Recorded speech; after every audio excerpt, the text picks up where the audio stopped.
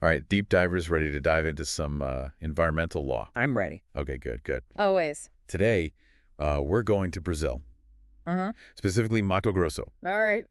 and we're looking at a proposed law that's causing some debate. Yeah, definitely. There's a lot of discussion around this one. So to back up just a little bit, for anyone who's not, right up to date on Brazilian environmental law, Mm-hmm. we're looking at PLC 2024, That's the one. which would amend their existing environmental code from 1995. Right. Big changes potentially. Big changes, yeah. And what we have to work with today are excerpts from that legislation itself, Okay. as well as excerpts from a legislative committee meeting where it sounds like they really got into it. Yeah, they did. They had some really strong opinions on both sides of this issue. Now, a key concept in all this, in Brazilian environmental law in general, is this idea of reserva legal. Mm-hmm. Could you just give us a real quick rundown of what that is? Sure. So basically, reserve illegal is this requirement for private landowners to set aside a certain percentage of their land for conservation. Okay. It's kind of like their own little mini nature reserve right there on their property. Got it. It's a, it's a key part of trying to balance, land use for things like agriculture and economic development with protecting the environment. That balance is always tough. Always. And it sounds like this new bill wants to kind of redraw the lines a little bit. Exactly. And one of the main ways they're proposing to do that is by changing how they classify different types of vegetation. Okay, how so? Well, right now they rely on these really detailed vegetation maps, and they do field studies to figure out, exactly what's growing where and what needs protection. But this bill proposes using these broader biome classifications. Biome classification, so like what? Like, the Amazon rainforest or the Cerrado savanna. So instead of looking at the individual trees, they're saying, okay, this whole area is just rainforest, so Yeah. it all gets treated the same. Essentially, yeah, they want to kind of simplify it and just look at what major ecological zone the area falls under. But wouldn't that mean you miss a lot of the nuances within each biome? Like, I'm imagining there's a big difference between, dense rainforest and a more sparsely forested area, even if they're both technically part of the Amazon. You're exactly right. And that's one of the big concerns that people have raised about this bill, Okay. is that it oversimplifies things, and you could end up losing a lot of important biodiversity. Because it's all being lumped together. Exactly. And they're proposing using a map from 2012 from the IBGE. Right, and this is where it gets really interesting. What's the IBGE? The IBGE is like the official, map makers and data collectors in Brazil. They're a very respected institution. So they make the maps, They do. and they're the ones saying, don't use our maps for this. Oh, pretty much, yeah. They've actually come out and said that their map isn't designed to be used for determining these protected areas. Oh, wow. So the map makers themselves are saying, hey, our map's not accurate enough for this. Yeah, they're basically saying, look, our map shows the broad strokes, but there's a lot more variation within each biome than what we're showing. Interesting. And if you're using that to make decisions about what gets protected and what doesn't, you could end up with some really bad outcomes. Like what kind of bad outcomes? Well, for one thing, you could end up misclassifying areas. Okay. Like an area might be classified as Cerrado, which generally requires a smaller percentage of land to be set aside as reserve illegal. Well, in reality, it has all these characteristics of a forest and should be getting a higher level of protection. Oh, so we could see more deforestation potentially. That's a big concern, yeah, because if you're underprotecting these areas that actually need more protection, Yeah. you're opening them up to clearing and development. I see. So using these broad categories might seem simpler on the surface, but it could actually create more problems in the long run. Exactly. And that's the kind of thing that's really fueling this debate. Because you've got people saying, hey, we need to make this law easier to understand and apply. But then you've got other people saying, but if you oversimplify it, you're going to lose all the nuance and you could do more harm than good. Yeah, it's a tough balance. It is. And to make it even more complicated, there's another element of this bill that's really causing a stir. Oh, what's that? Tree height. Tree height. Yeah. What does that have to do with anything? Well, one of the ways they're distinguishing between forest, which requires 80% protection, Right. and Cerrado, which only requires 35%, is by looking at how tall the trees are. So taller trees, more protection. Basically, yeah, they're setting these height thresholds to determine what falls into each category. But how do they measure tree height across such a vast area? I mean, Mato Grosso is huge. Exactly. That's another one of the big questions that people have. Like, how do you actually implement this in a practical way? Especially when you've got areas with like a mix of tall and short trees. Right. It's like, where do you draw the line? It seems like that would just create a lot of confusion and potential for disagreements. Absolutely. And that's what a lot of scientists and environmental experts are worried about, is that this lack of clarity could lead to all sorts of legal challenges. Because if landowners aren't sure what's considered forest and what's considered cerrado, how are they supposed to know what they can and can't do with their land? Right. They could end up breaking the law without even realizing it. Oh man, that doesn't sound good. It's a recipe for headaches for everyone involved. So this whole attempt to simplify things could actually backfire and make things even more complicated. Yeah, it's a real possibility, and that's something that was brought up by the public prosecutor, Dr. Marcelo Vacchiano, during that legislative committee meeting. Oh, what did he have to say? Well, he basically warned that this bill, while it's trying to streamline things, could actually end up triggering more lawsuits against landowners. Because of that lack of clarity. Exactly. If the rules aren't clear, people are going to end up fighting about them in court. It's like they're trying to solve one problem, but they might be creating a whole bunch of new ones in the process. Yeah, it's a complex issue with a lot of moving parts. So we've got these scientific concerns about the accuracy of the classifications and these legal concerns about the potential for lawsuits. Right. But let's not forget about the people who are actually going to be living with this law if it passes. Absolutely. At the end of the day, this is about people's lives and livelihoods. Right. So it's not just about trees and ecosystems. It's about the communities that depend on those ecosystems. Exactly. And we need to consider their perspectives, too, if we want to understand the full impact of this bill.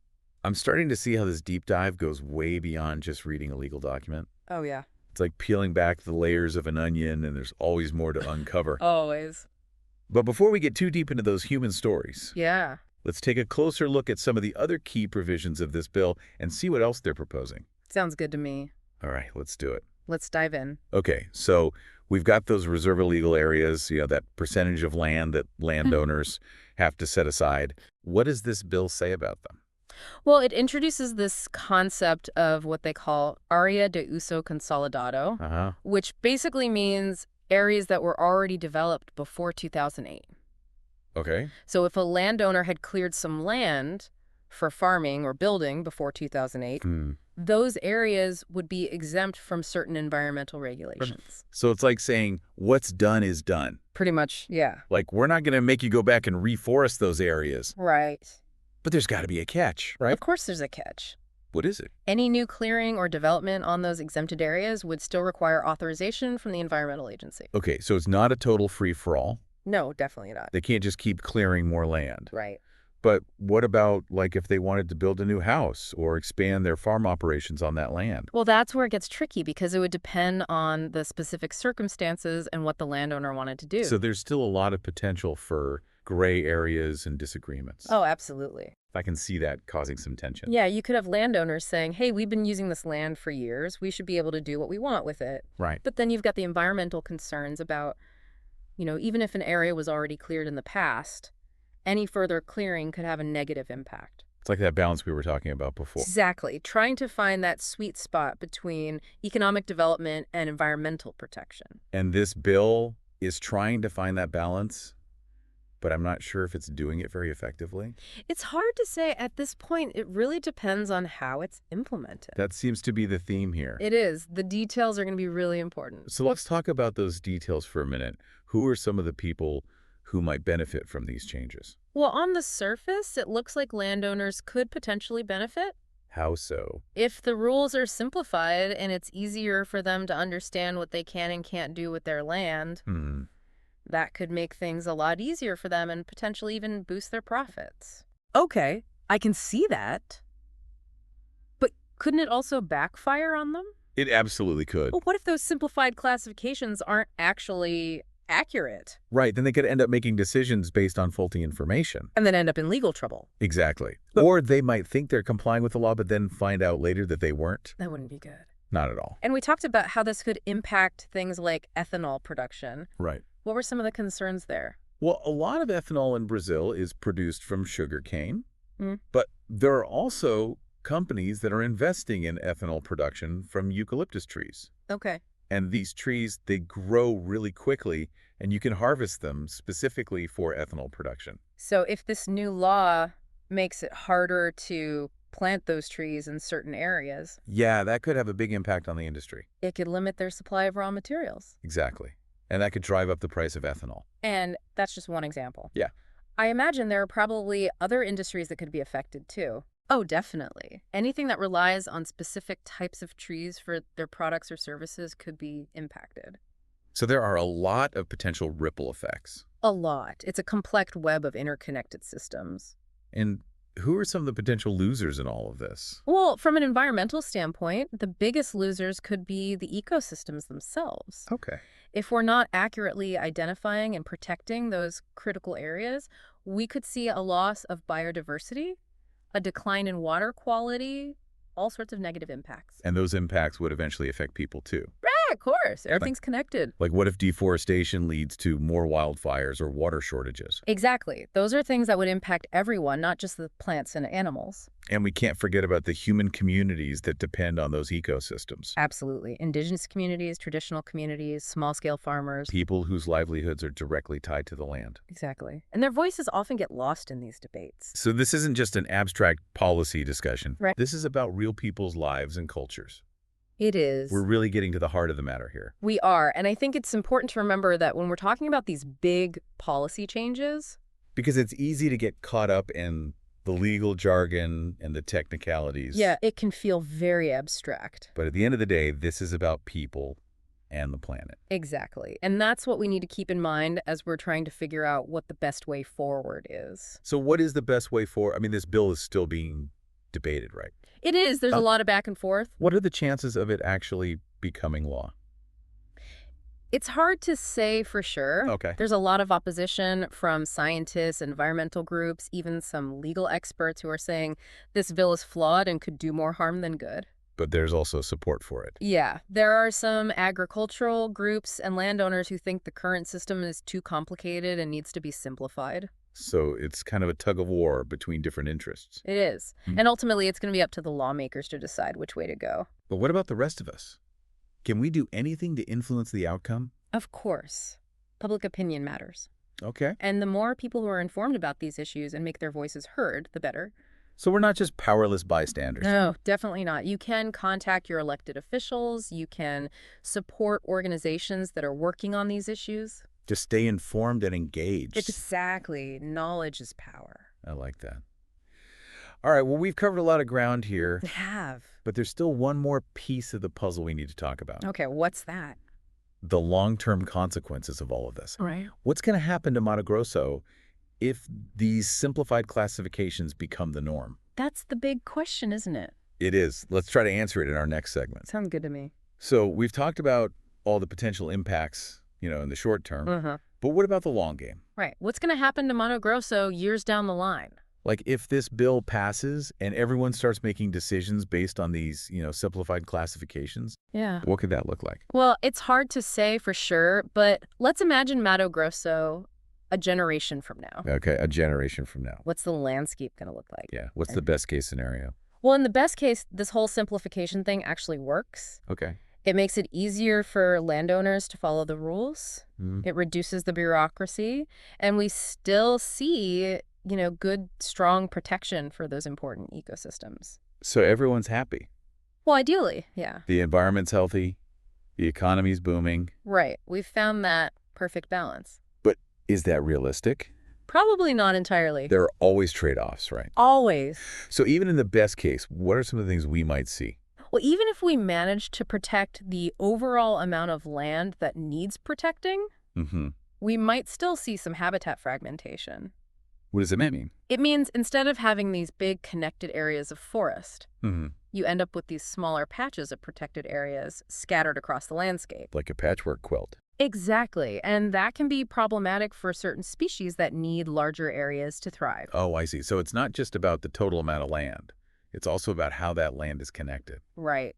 Connectivity is really important for maintaining biodiversity. Okay, so that's the best case. Uh-huh. What about the worst case? Like what happens if those classifications just completely miss the mark? Well, that's where things could get really bad. Oh, yeah. If those classifications don't accurately reflect the complexity of the ecosystems, Right. we could see a loss of biodiversity, a decline in water quality, even increased vulnerability to things like wildfires and invasive species. So like a whole cascade of negative impacts. Exactly. One thing leads to another, and it can spiral out of control. And those impacts wouldn't just stay confined to the rural areas, would they? No, definitely not. They would eventually affect the cities and towns, too. How so? Well, think about it. If you have less tree cover, that could lead to hotter summers in the cities. So that makes sense. Or if deforestation impacts the watersheds, that could lead to water shortages. Yikes. And then you've got the economic impacts, too. Right, we talked about ethanol, but are there other industries that could be affected? Oh, yeah, definitely. Like ecotourism, for example. Okay. If you don't have a healthy and vibrant natural environment, people aren't going to want to come visit. And that hurts the local economy. Exactly. So it's not just an environmental issue, it's an economic issue. It's a social issue. It affects everyone. It really does sound like this bill could reshape the entire landscape of Mato Grosso. It could. And that's the thing about laws. They don't just exist on paper. They have real-world consequences that can ripple out in all sorts of unexpected ways. You know, when we started this deep dive, I thought it was just going to be about some legal technicalities. But it's so much bigger than that. It is. It's about choices and values and what kind of future we want to create. It's about people and the planet and finding that balance. Exactly. Well, I think we did a pretty good job of unpacking all of that. I think so, too. But as always, we encourage our listeners to go out and do their own research. Yes. Don't just take our word for it. Explore the source material for yourselves. Talk to people who are working on these issues on the ground. Get informed and get engaged. That's the most important thing. Because this is a conversation that affects all of us. It does. And we need to be a part of it. Absolutely. Well, deep divers, that's all the time we have for today. It went by fast. It did. But we've covered a lot of ground, and I hope you've learned something new. Me too. Remember, this is an ongoing issue, so stay tuned for updates. Yes. Things are constantly changing. And in the meantime, keep those deep dive questions coming. We love hearing from you. Thanks for joining us. Until next time.